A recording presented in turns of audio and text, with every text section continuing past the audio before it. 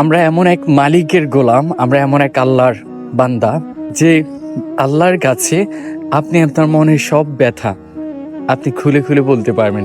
দুনিয়ার যেই সমস্ত কথা আপনি কারো কাছে বলতে পারবেন না, হোক সে আপনার ভাই, হোক সে আপনার মা, অথবা আপনার বাবা, অথবা আপনার সবচেয়ে কাছের মানুষ, এমনও কথা আছে যেটা আপনি কখনো কারোর সামনে মুখ খুলে বলতে পারবেন না। এমনও ব্যথা আছে, এমনও কষ্ট আছে।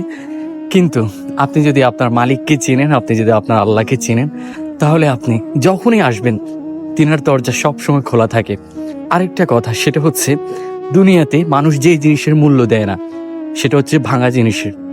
আর সেই ভাঙা জিনিসের মূল্য আল্লাহর কাছে অনেক বেশি।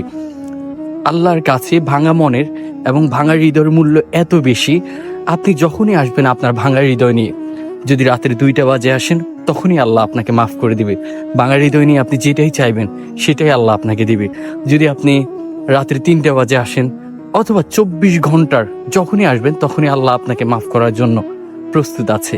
এজন্য আপনার মনের সব ব্যথা একমাত্র তিনাকেই বলুন, যিনি আপনাকে বুঝেন এবং যিনি আপনাকে জানেন।